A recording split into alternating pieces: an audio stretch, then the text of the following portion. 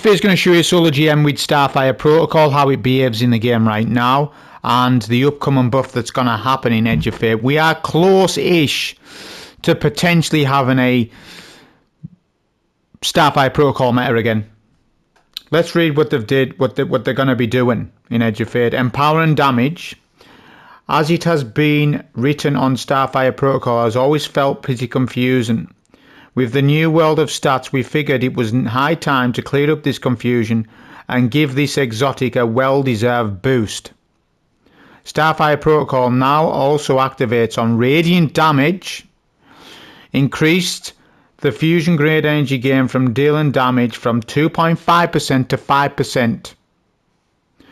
Reduced fusion grade energy gain from final blows from 20% to 15%. Quite weird, that little thing. That won't matter though, that's fine, that last bullet point.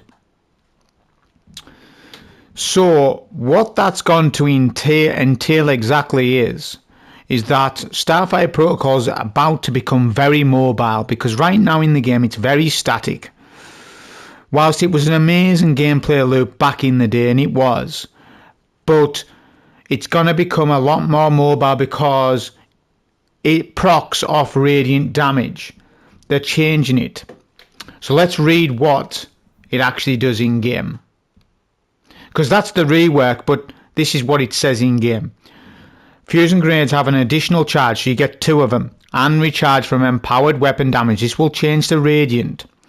With empowered weapon final blows, granting more energy. Defeating targets with fusion grenades grants rift energy. Also grants class ability energy though.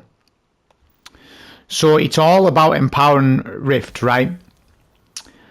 Which is this. Now empowering rift is not very good on mono subclasses, i.e. solar, arc, void, but it is good on prismatic subclasses, because there's a change and a dynamic shift with empowering rift, because you can get devour with it. However, on these classes it's just not good in the game. I was playing with empowering rift Starfire Protocol today and it was not good. Not for endgame content, just it wasn't good. So I was like, you know what, let's do the old playback loop of Phoenix Dive plus Starfire Protocol. Because the idea is that you fusionate an add, then you get your Phoenix Dive back, and then you fusionate an add, you get your Phoenix Dive back, and that is your playback loop happening right there. Now because of radiant damage, the shift between radiant and empowering rift, it means you're going to get nade energy if you're radiant. So these are what's the stuff that I ran. Well of Radiance, because we want to see the gameplay, because Well of Radiance is considered as a rift and will be still in Edge of Fate. And you get Radiant. That's a big tip thing there. You're going to get Radiant automatic from Well. That will mean that it will just be, it'll enhance that element, because it's via the verb Radiant, the Starfire. So Phoenix Dive, as I said, Cestal Fire is good for this. Fusion Grenade obviously has to go on. Imagine if we troll and ran some other nade, but no, Fusion Nade has to go on. Aspects, definitely Touch of Flame. You will be running Touch of Flame, because Fusion Grenades explode twice with this. Helion as well. I can't see myself not running these 2 aspects. They're too powerful. Helion is far too powerful, especially with Phoenix Dive spam on this build. So these are probably the aspects I will run next season, but things are subject to change. Fragments. Ember of Solace, definitely. As long as they don't rework this, you double your Radiant and Restoration. That matters now and next season as well. Ember of Ashes definitely goes on for more Scorch stacks. Ember of Torches for the Radiant. Yeah, this needs to go on so that you get Radiant next season and now as well. Ember of Singeing is my sleeper fragment. Very good. So when you're scorching targets, you get class ability regen back.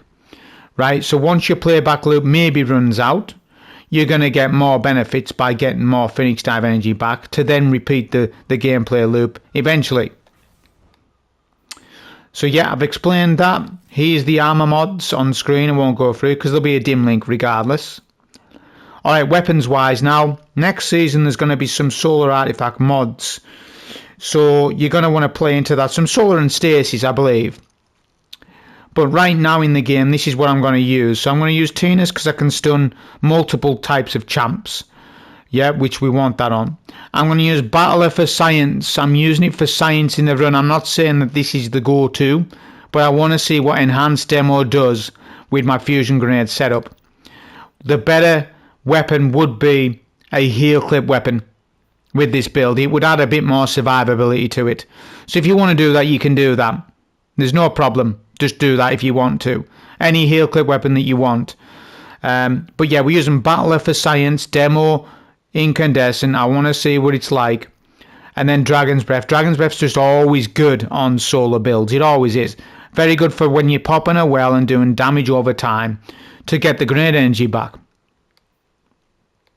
Artifact mods, there aren't none. There's no solar artifact mods, so I can't work with these artifact mods so well with the build. But what I do have is, well, I've got this on. I didn't feel it working that much. It says it gives increased grenade energy. I didn't feel like it with rocket launcher damage. I didn't feel it much.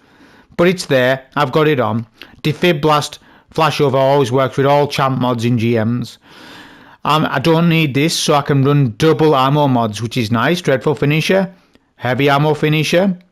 Elemental Siphon's good. It's alright.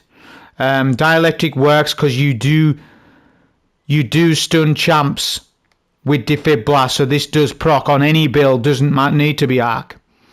And literally there's nothing else to run on solar, to be honest. Other than that, there's some champ mods. Obviously Unstoppable Rockets, fantastic. Barrier Sidearm, fantastic. But yeah, I've done my best to work with this build. We'll be using a different GM. The GM today at reset will be Psyops Battleground. I'm going to do something else for Psyops Battleground. I'm not using this Starfire protocol in there. I'm going to pick a GM of my choice, which will be Warden for this.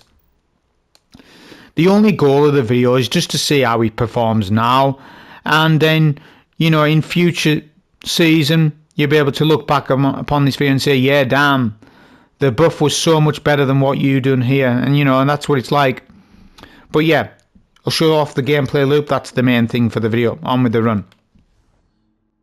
Okay, so in this run, let's establish the playback loop. Let's see how strong it is when we pop a well, how many nades and fusions are we getting back. But that's the playback loop just right there. I just showed you it. What you want to do is fusionate add, then dive. As you do that, then you get your dive back. And then you rinse and repeat that. And then you rinse in some weapon kills, etc. So let's just analyse how this exactly performs. So I'm going to push up. I'm going to push up rather aggressive as well. Fusionate goes in. Phoenix dive. Get my Phoenix dive back. There's a Pummel Bane to my right, so I'm going to have to use my Celestial Fire. I didn't want to. I wanted to save it for the champ. That's alright. Battler's performing pretty good. Not bad. I'm going to push up past these ads. Get weak on purpose. Phoenix dive. See the playback loop. We've Phoenix dived a few times already. I'll stun the Overload with Chill Clip. Then we'll use a fusion, Dragon's Breath, boom, melts Overload. That's pretty good.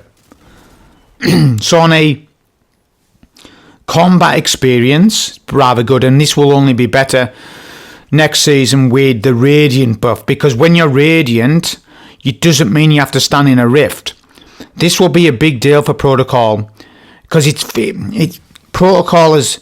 It suffers. It's too stationary for the game nowadays. Don't get me wrong, the Well of Radiance part of it needs to be stationary. That's the identity. But the Empowering Rift part is too stationary, and it doesn't give you health like it does on my Starfire Prismatic build. Yeah? Which I'm wondering, I should have mentioned this earlier, I'm wondering if they're going to buff my Starfire Prismatic build.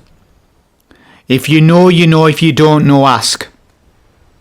Because they haven't said explicitly, they haven't mentioned it.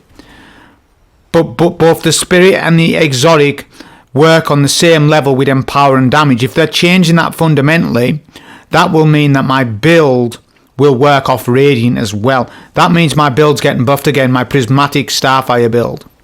Most of you won't know what it is, some of you will. I'm going to pop a well here, and we're just going to do our damage. Notice how much damage I'm taking in this well. Look at this. Bear in mind, I'm really high in power. That's why I don't like well in GMs. Yeah, a lot of people say, oh, you know, well range is OP. I mean, I don't think it's that OP, lads. I don't think so. I think a Roman Super is way more powerful than a well. I think, you know, team-based overall, yeah, it's rather strong. Well, obviously he's really strong, you know, and has plagued the game for a lot of years. But on a solo basis, there's so much more better things that you can run nowadays. Song of Flame's far better in terms of what it does. Oh, here we go.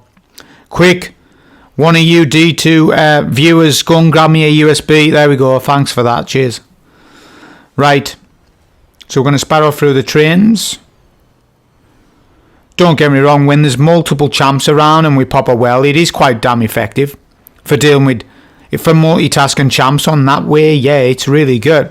But if there's only like one champ, maybe even, yeah, one champ, then the power of the well goes down a bit because it's just one champ. You know, you've got subclasses that can deal with one champ with just a melee. You see what I'm saying? So, we've got Radiant here. That means I can stun the barrier champ, although he double barriers up or something weird goes on with the barrier. That's fine. I'll finish him for special finisher ammo. That's dead important. On this run it is. Okay, we'll do a Phoenix Dive, a Fusion. We stun the remember, Ignition, stun, unstops. You'll have to remember that for next season. Newer Guardians won't really know about it. Consecutive ignition stacks, they just stun unstop. So that's part of Solar's kit, to stun and unstop, basically. Which double fusion will do that to an unstop, and next season as well. They're not changing that. That'll be the same. Okay, we use a Fusion Aid, Phoenix Dive, Helion as well. We're getting Helion every time, which is assisting my primary damage. So it's actually buffing. I mean, Battler performs alright. Don't forget, there's no Solar Surge. If there was Solar Surge, Battler would be performing a bit better than now. It's performing okay. Out of 10, I would give it a 7 or 8. But I would say that if it had a Surge, it would feel a bit better, maybe 8 to 9. But it is noticeable that we haven't got a Surge for it. But next season, it's going to be different. You're going to be able to apply Solar Surge anytime you want, customize GMs.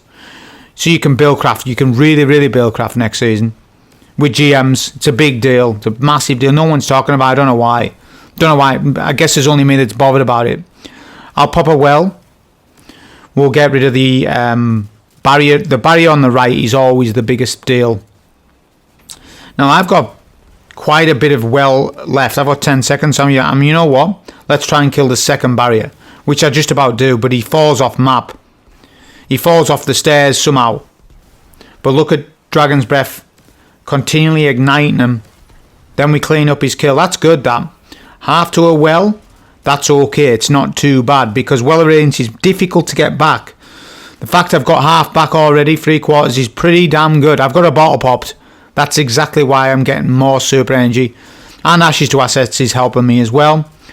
So you've really got to buildcraft a well to make it work in GMs. It's quite difficult, I think. To use Well Radiant solo is actually quite difficult. It's the opposite effect of what you think about well. When you think about Well Radiant in Destiny 2, you think, damn, what an ability that's broke the game for years. And it has.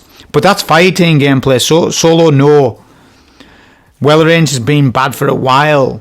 Solo. Look at this. Look how hard we get here. Look at this. I should be safe. That boom. Look at how much I'm getting hit there. This is why we don't use well. This is why we don't use well much as solo player. No, it's not worth it. Look. That was me, that. I had to intervene in the build and say, hang on, you're going to die. I'm going to have to save myself. And I had to use my expert movement abilities to stay alive. Whereas a lot of you would have just died there because Well of Radiance gives a false sense of security, and it does. It really does, and that was a good example of it. Of you overcommitting to damage, but you think you should be able to overcommit because you're in a damn big well. All of a sudden, 3-4 goblins, a couple of minotaurs give me a problem. So yeah, it's because they nerfed well the resistance that you get. It was different to what it is now. This was nerfed a bit ago. And it's only noticeable when you're solo in a GM. You know, even like in a dungeon or even contest day 1 raids, you pop a well. And there's 3 of you. It's not too much of a problem. Like, you're thankful for the well. But when you're solo and you've popped a well and then you've got nothing else to back you up, it's very noticeable in terms of how it's performing in endgame. So we're pushing up here. I've got plenty of heavy, not a lot of special, but we've got opportunities to get special. I'll get us done with DB.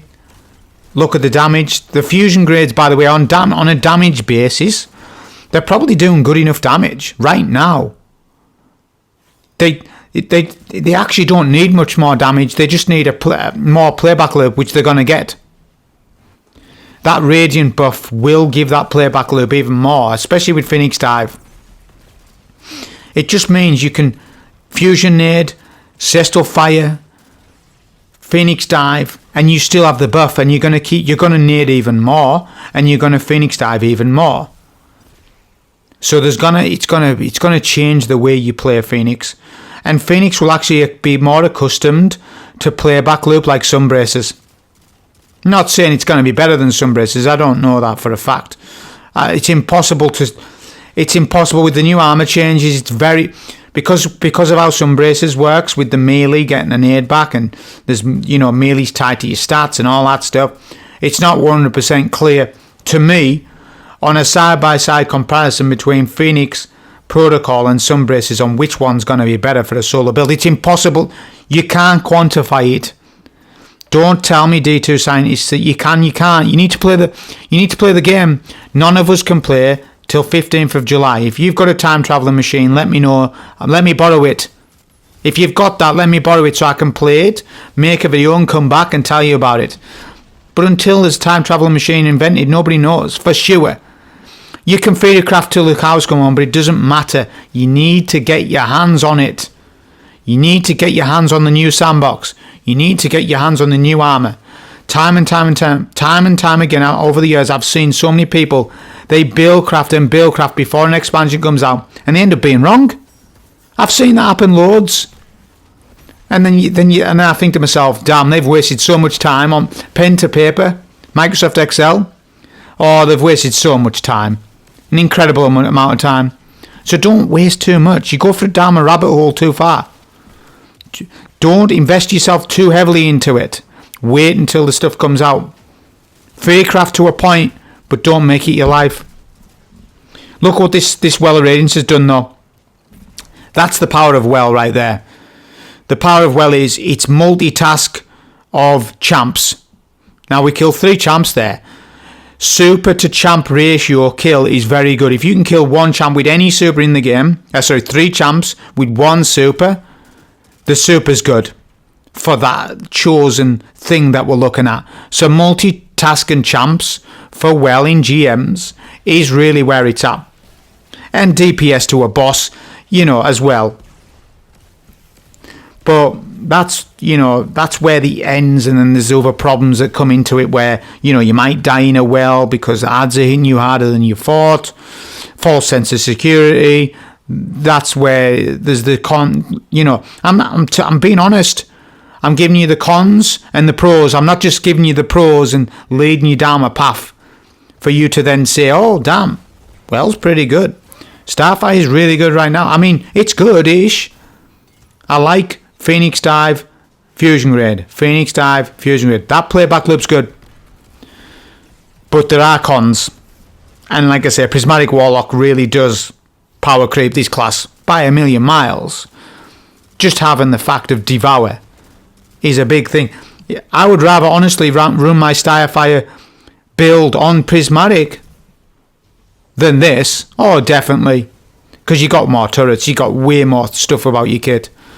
But yeah, if you're a solar enthusiast and you want to play around with Starfire before Edge of Fate, you can do that. I'm showing you that you can do it right now here.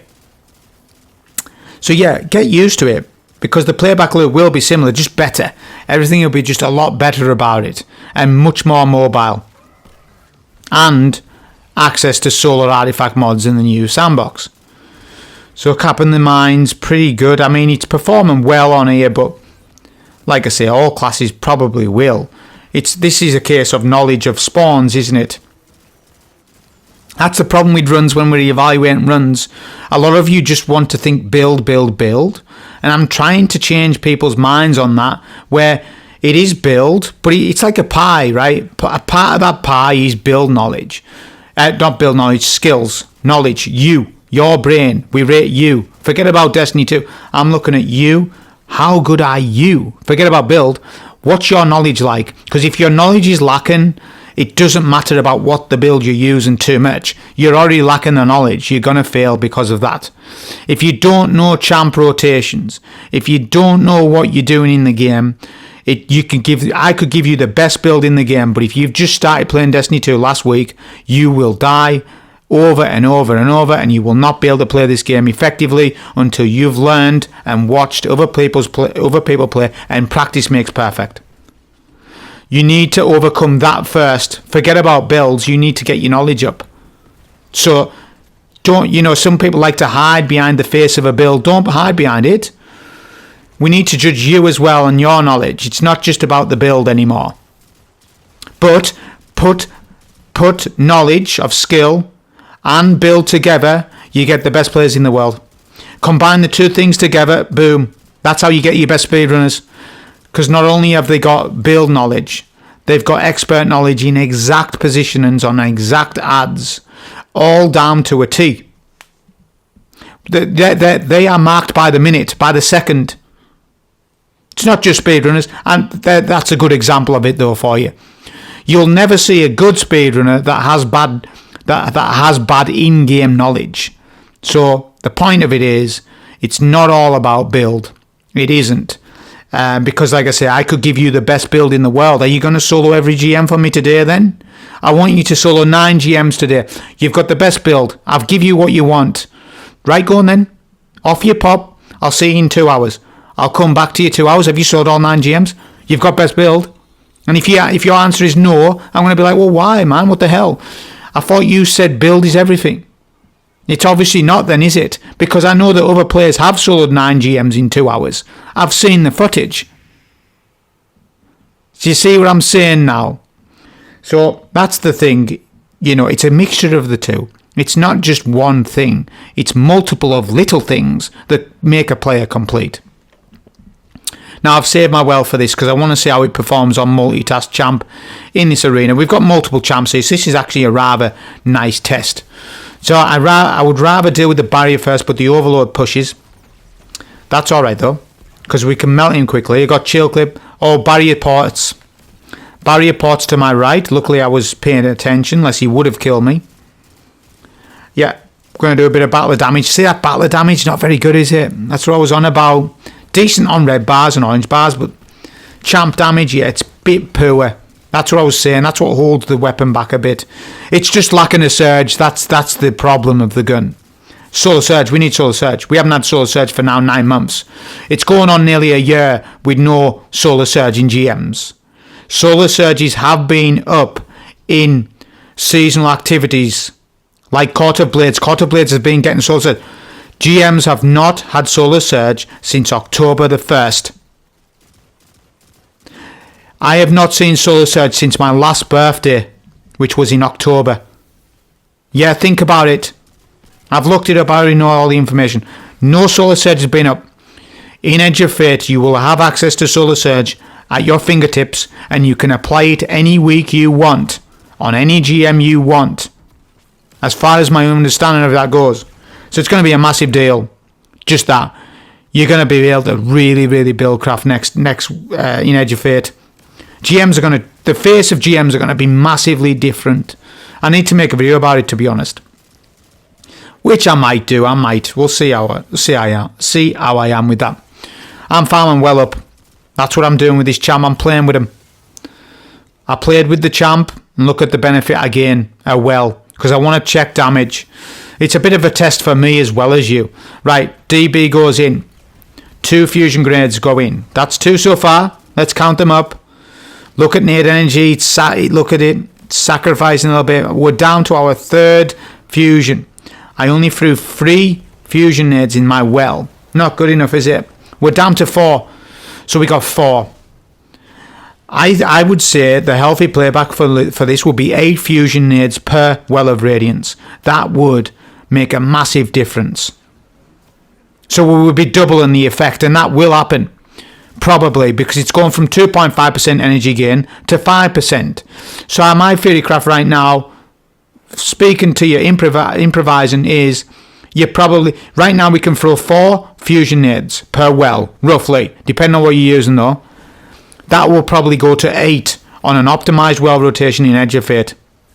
I think so. I'm guessing. Little theory craft.